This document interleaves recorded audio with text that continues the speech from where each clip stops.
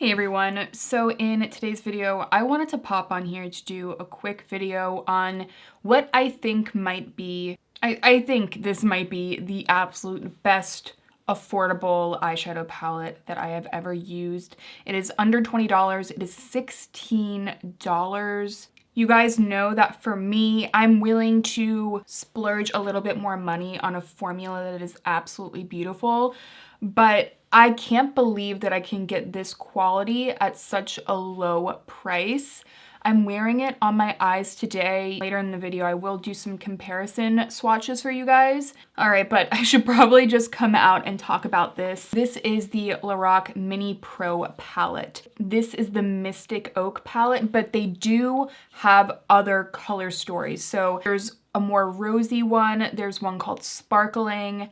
I'm going to leave them down below in case this color story in particular doesn't tickle your fancy. So I saw swatches of this online and I was kind of blown away by the textures, by the way that they looked. So I thought, hey, it's 16 bucks. I can give it a go and then obviously report back to you guys on what I'm thinking about it. So let's just kind of run through this palette. The two shades that I really want to focus on in today's video are these two shades right down here.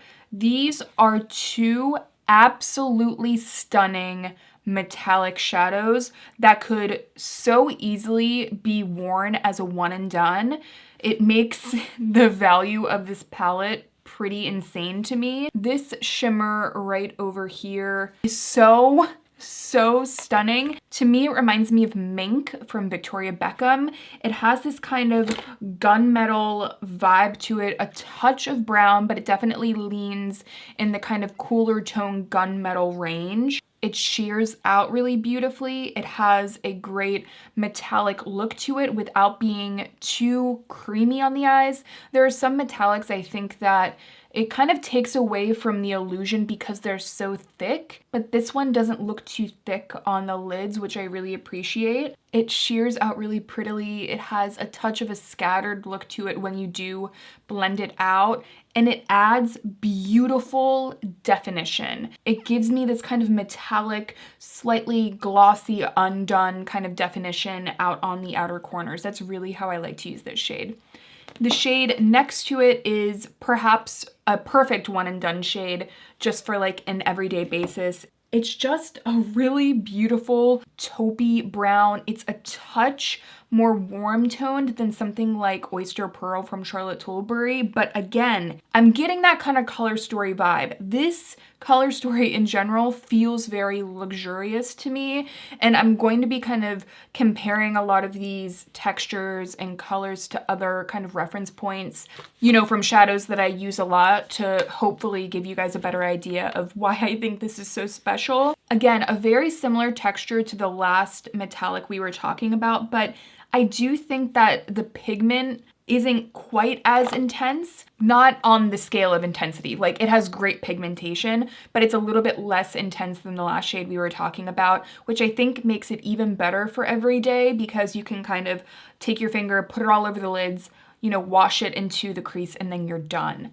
And what a beautiful shade it is to do exactly that. Now over here, we do have a deeper black matte. Now I kind of get a little bit of brown from it. I do feel like it's not completely black. I just notice a touch of warmth to it. It's nice, but if I'm being honest, you guys, I don't use black shadow a ton unless I'm going to do like a little bit of a smoky wing, and I haven't done a smoky wing with this palette yet, actually, surprisingly. Actually, maybe I'll just take a little bit and add a touch of a smoky wing to this look. But yeah, I've had no problems with this shadow. Because they're Lorac, I just find that the pigmentation is there and it just feels like quality you're not going to be able to get with another palette. And so I added just a little bit of a smoky wing out here. I'm going to kind of feather it out a touch. Yeah, I'm not positive how it's blending because I'm in like very bright light right now, but that was it. You know, it took me just a couple seconds to get that pigmentation onto the eyes. And I feel very similarly about this matte shadow up here. It's kind of like a beigey camel color, which I love shades like this. It reminds me of Smell Before Rain from About Face, which is my favorite liquid shadow to use on an everyday basis. Please, please, please, please. If you like a little bit more of like a yellow toned beige, you find that that complements your skin tone, that in the crease for me is a pretty perfect transition shade. And this is similar to that. It kind of feels like this is like combining a bunch of my favorite eyeshadows like all into one color story wise. So it's just kind of crazy. And right next to it, we have this more kind of flecked, glittery eyeshadow. And this is, to me, it just reminds me of those kind of flecked Rowan eyeshadows. They're scattered, they have a little bit of like a texture to them. Again, there's like that flecking of the glitter. Not all the glitters are the exact same weight and size, but you can sheer it out again to get, you know, just more of like a soft wash of a glossy effect. But what I like to do is, you know, do my look and then just tap a little bit right into the inner corner or inner portion of my lids, and it just kind of adds that brightness. Now the texture doesn't feel like the Rowan Flecked shadows. I mean, those are very creamy and a little bit heftier. This is definitely a powder and kind of feels a little bit more like a pressed glitter, but not in a way that it feels like unstable in the finger, like you're gonna kind of, like this is gonna pop out of the pan any minute, nothing like that. And then right over here, this shadow definitely has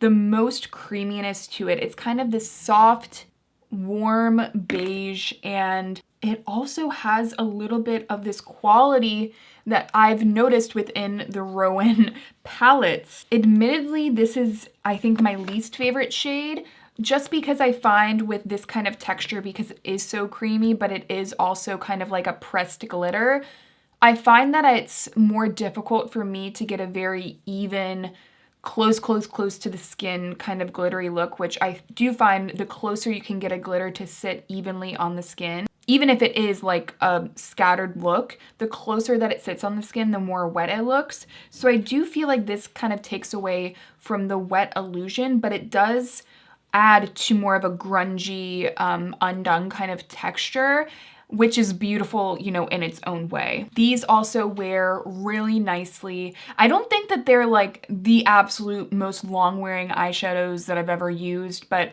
I didn't notice them, you know, wearing awkwardly. I've realized as I've continued to use this palette that not only is the formula super solid, but again, the color story is very reminiscent of some of my Dior palettes. Using some of these just on their own will definitely give you a luxurious one and done shadow appeal. And it does have me curious, of course, about some of the other shade or color stories, I mean.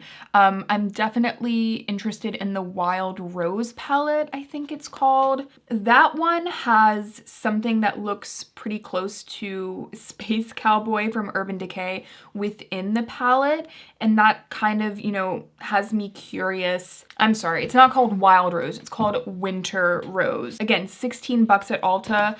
It is kind of insane to me that they have given us this kind of color story with this quality of shadows for $16. That's why I wanted to do like a dedicated video on this. The only downside is, in general, you just don't get a ton of product for the amount of money that you get. But let's be honest here, how many of us use up an entire palette, like an entire eyeshadow palette? Okay, I do have a couple of comparisons. So my soft cashmere palette from Dior has 0.24 ounces of product. So definitely more than the Lorac has. Do you guys see how like similar these color stories are? But anyway, so that is just to say, if you guys are looking online at Ulta and this is something that seems interesting to you, I can say that I think it's absolutely beautiful. Love the color story. And you guys are always asking for these more affordable eyeshadow favorites. So I finally have a new palette to share with you guys. I am so happy about it. I hope you guys enjoyed the video. If you did, definitely make sure to subscribe if you enjoyed it. Give this video a thumbs up, and I will see you guys in my next one.